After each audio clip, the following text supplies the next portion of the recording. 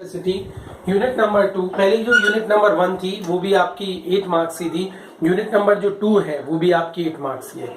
The branch of electricity in which the charges is in motion condition, such type of branch of electricity is so called as current electricity. इस branch of electricity को हम क्या बोलते हैं? Current electricity के नाम से जानते हैं।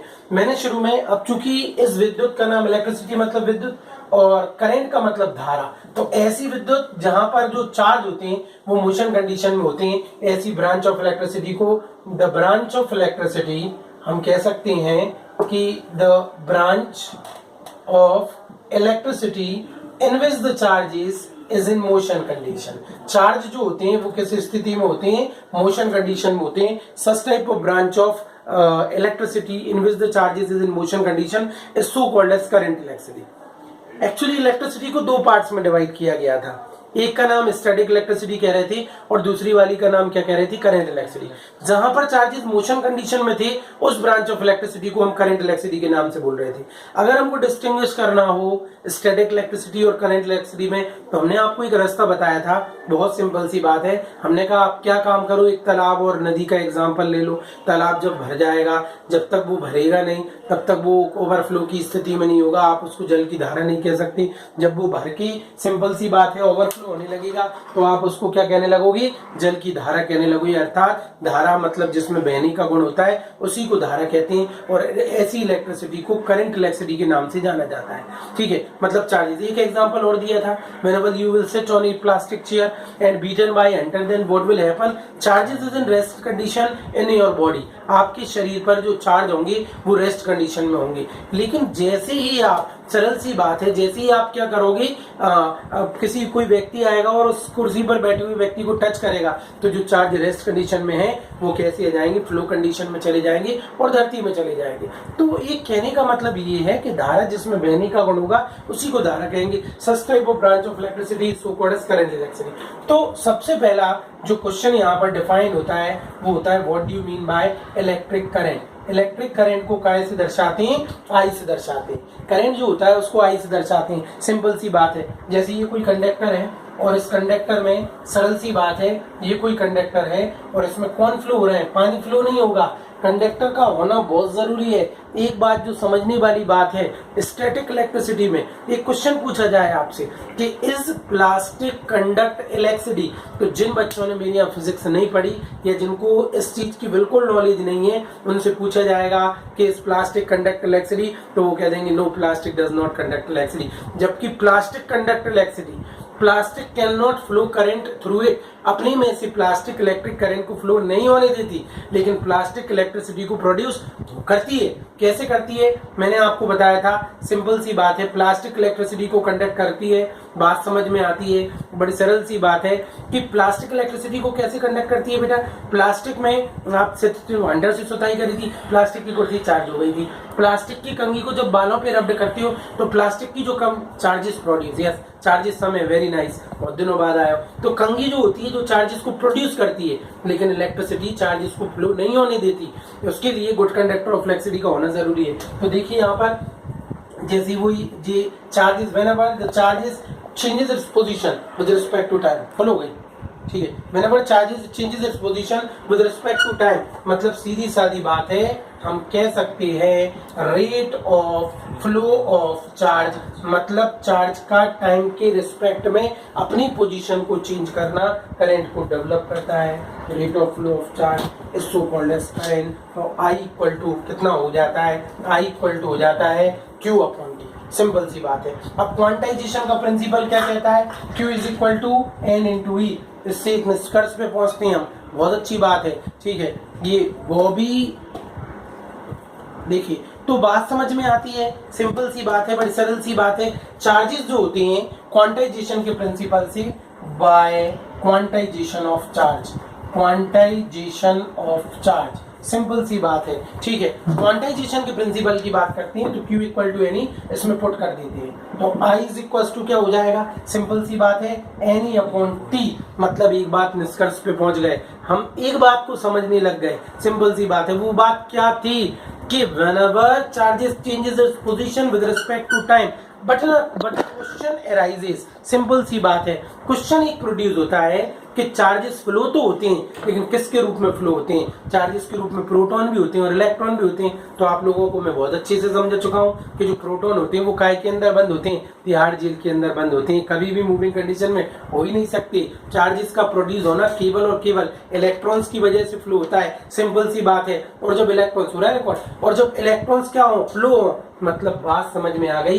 किसी कंडक्टर में चार्ज फ्लो हो रहे हैं तो वो चार्ज के रूप में केवल और केवल बेटा कौन फ्लो हो रहे हैं? इलेक्ट्रॉन्स फ्लो हो रहे हैं, इसीलिए इलेक्ट्रिक करंट फ्लो हो रहा है। तो the rate of flow of charge is so called as current, the rate of flow of electrons is so called as current, और we can say that the moving electrons is responsible for the production of current in any conductor. इस पूरे unit में जो charge होंगे वो किस condition में होंगे? मोशन कंडीशन में होंगे, सिंपल सी बात है। आइए अब इसकी एसआई यूनिट की बात करते हैं, सरल सी बात है। The SI unit of current is, you know very well, the unit of charge is coulomb, the unit of time is second, coulomb sir पर सेकंड ना बोल के इसको क्या बोलते हैं?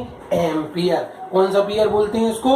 एम्पियर कहते हैं। तो बात समझ में आती है, सिंपल सी बात है, बड़ी सरल सी बात है कि the unit of charge the unit of current is so called as ampere. ठीक है, करंट का जो यूनिट होता है वो क्या होता है आपका? एम्पियर होता है। Very nice. 29 students are there today. आने लगेगा बेटा, मजा आने लगेगा। दूसरी बात, बीच बीच में मैं आपसे क्वेश्चन पुटअप करूं तो भैया आया करूं या सामने क्लास में, तब मजा आएगा। You are the part of class now.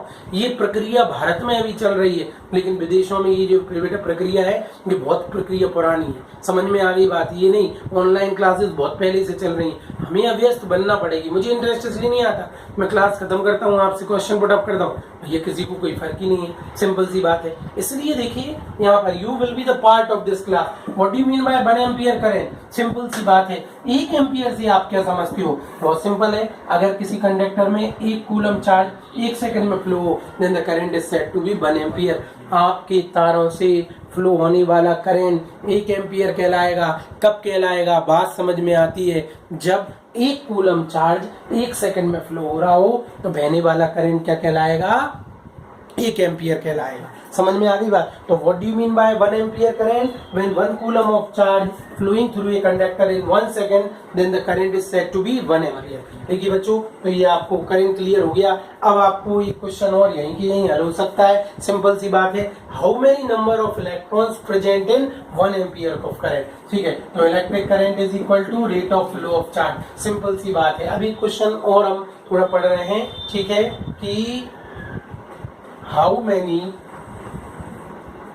Number of electrons, बहुत स्टैंडर्ड क्वेश्चन है, electrons present in 1 ampere current flowing in 1 second. इसका अर्थ ये है कि अगर किसी तार से 1 एम्पियर करंट 1 सेकंड में फ्लो हो रहा हो तो how many number of electrons flowing through that conductor?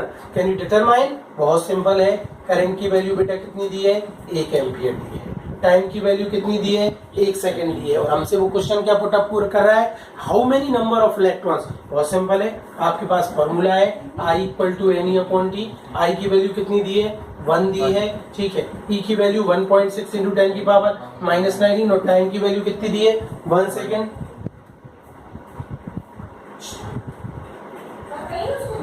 देखिए यहाँ तो सिंपल सी बात है, करंट की वैल्यू 1 एम्पियर दी है, चार्ज की वैल्यू 1 कूलम दी है, टाइम की वैल्यू 1 सेकंड दी है।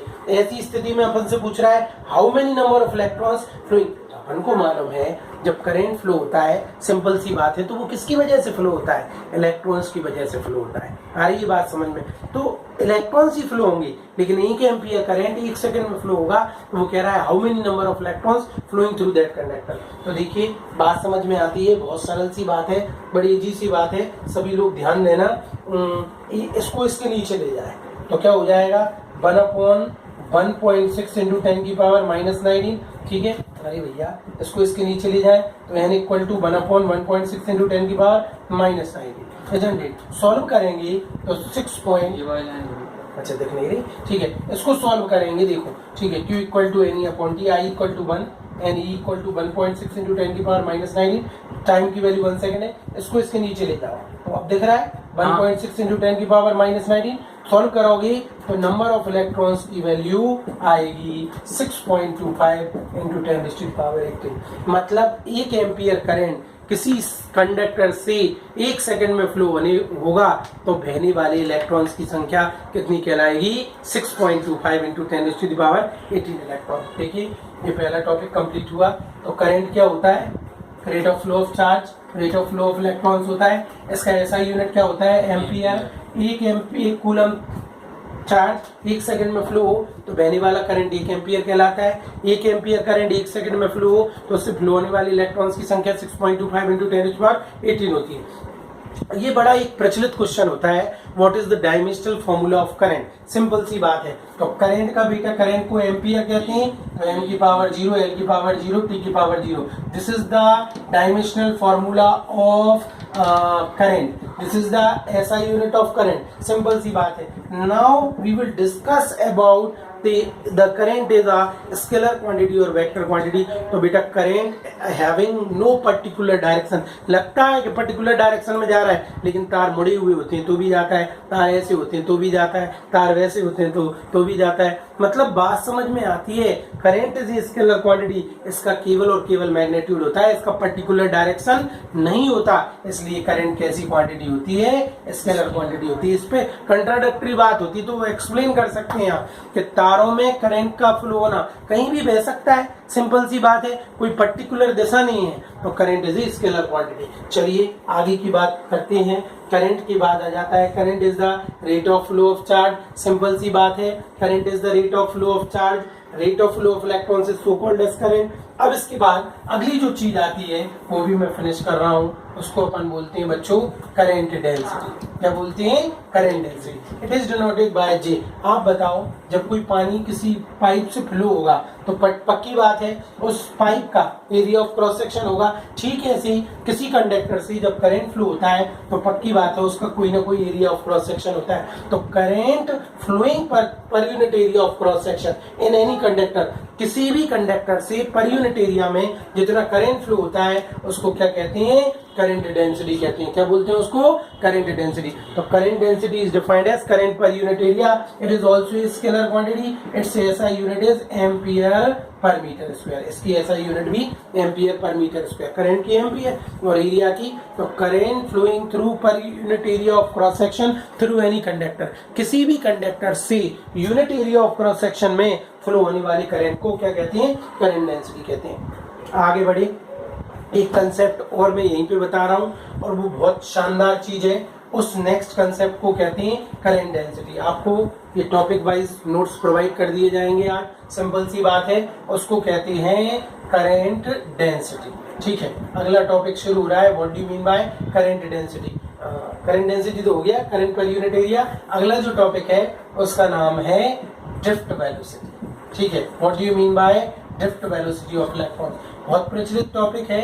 And the relationship between current and drift velocity. इसके बाद अगला जो क्वेश्चन आ जाता है वो जाता है relation between current and drift velocity. जिनने पहला यूनिट बहुत अच्छी तरीके से कर लिया, सिंपल सी बात है, उसको ये यूनिट अब बहुत सरल लगेगा, इलेक्ट्रिसिटी बहुत सरल लगने लगेगी। आप लोग एक बात गांठ बांध लीजिए, यहाँ भी कोई व्यक्ति, कोई बच्चा बॉबी नाम से क्लास को अटेंड कर रहा था तो भैया अपने सही नाम अटेंड करके, अपने सही नाम लिख के, वो पूरे नाम लिख के यहाँ क्लास में अटेंड किया करो। आ गई बात समझ में? तब जाके आपको एंट्री दूंगा मैं, चाहे किसी को एंट्री नहीं दूंगा। आप लोग इस बात को अच्छी तरीके से समझ लो। देखो, अब ड्रिफ्ट वेलोसिटी किसी कंडक्टर में डिफाइन कर रहे हैं। किसी भी कंडक्टर्स में इलेक्ट्रॉन भी पाए जाते हैं और प्रोटॉन भी पाए जाते हैं। हम जानते हैं इलेक्ट्रॉन पर नेगेटिव चार्ज होता है और प्रोटॉन पर पॉजिटिव चार्ज होता है। अगर जी दोनों टकराए, सपोज दैट इलेक्ट्रॉन कोलाइड हो गए प्रोटॉन से, वैसे होगा नहीं लेकिन फिर भी कोलाइड, या फिर दो इलेक्ट्रॉन्स अपन ऐसा मान लें कि प्रोटॉन्स तो न्यूक्लियस के अंदर है,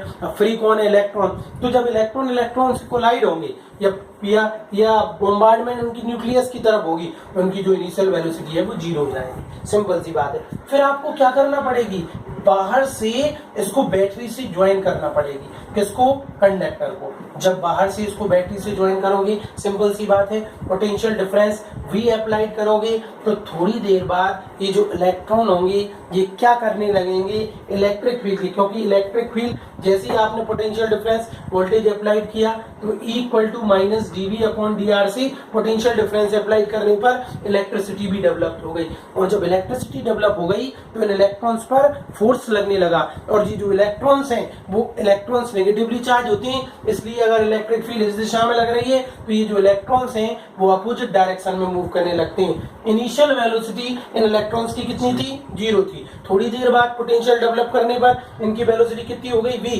and after some time these electrons will move with a constant velocity. कुछ देर के बाद ये जो इलेक्ट्रॉन्स होते हैं, देखो सरल सी बात है, किसी कंडक्टर में इलेक्ट्रॉन्स थे, इलेक्ट्रॉन्स आपस में कोलाइड कर गए, उनकी वेलोसिटी कितनी हो गई, 0 हो गई, तो इनिशियल वेलोसिटी उनकी 0 हो गई। After some time whenever some external potential difference is applied to that conductor, then what will happen, these electrons will move against the electric field. Electric field के अपोजिट डायरेक्शन में ये electron move करने लगते हैं, और after some time these electrons will move with a constant velocity. That net average constant velocity of electrons is so called as drift velocity. Current और drift velocity में relation होता है I equal to NeA/Vd। Current और drift velocity में relation होता है I is the current and Vd is the drift velocity. Simple सी बात है, आ रही है बात समझ में? तो करंट और ड्रिफ्ट वेलोसिटी में ये रिलेशन होता है। I equal to N is the number of electrons per unit volume, E is the charge of electron, A is the area of the conductor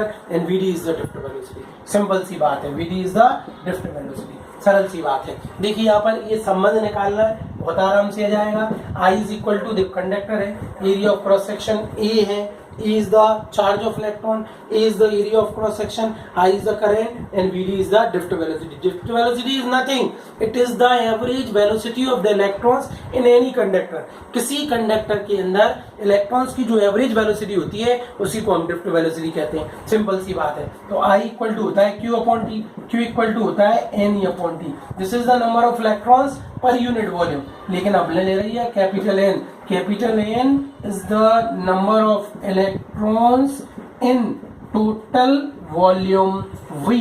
total volume V में flow होने वाले number of electrons की value capital V है, जबकि number of electrons per unit volume कितने थे, small n। तो small n में अपन अगर के टोटल वॉल्यूम का, अरे यार बाजार में जाते हो तो 1 किलो का भाव पूछते हो तो number of electrons per unit volume में कैपिटल V का मल्टीप्लाई करोगे तो पूरे वॉल्यूम में फ्लो होने वाले नंबर ऑफ इलेक्ट्रॉन्स आ जाएंगे। कैपिटल N की वैल्यू यहाँ लिख दो, I equal to N into V/T। Simple सी बात है, यस और नो। व्हाट, अच्छा वॉल्यूम की जगह आप लिख सकते हैं area into length. A is the area and L is the length of the conductor. Simple सी बात है, तो इसको कन्वर्ट कर सकती हो NA इंटू L। और बेटा ये क्या चल रहा था, E, तो E तो अपन भूल ही गए जी यार, अरे ये कैपिटल N की जगह N इंटू V लिख दिया। नंबर ऑफ इलेक्ट्रॉन्स ये तो चल ही रहा था, सिंपल सी बात है, ये चल ही रहा था, this is the N into V। Capital N की जगह स्मॉल n इंटू V, ठीक है। कैपिटल V वॉल्यूम की जगह लिख दिया length into breadth into height, area of cross section into length into E divided by time. अब velocity equal to होता है डिस्टेंस अपॉन टाइम। सिंपल सी बात है, तो हम टाइम की जगह लिख दें velocity equal to drift velocity equal to, इधर लिख देता है drift velocity equal to distance upon time, ठीक है। तो time equal to distance upon velocity, तो टाइम की जगह लिख दिया डिस्टेंस अपॉन वेलोसिटी। एल से एल कट गए, डिनोमिनेटर का डिनोमिनेटर न्यूमरेटर हो गया, तो I equal to NeVd। This is the relationship between current and drift velocity. ये करंट और ड्रिफ्ट वेलोसिटी में क्या आ गया, रिलेशन आ गया, ठीक है। तो देखिए यहाँ पर आज का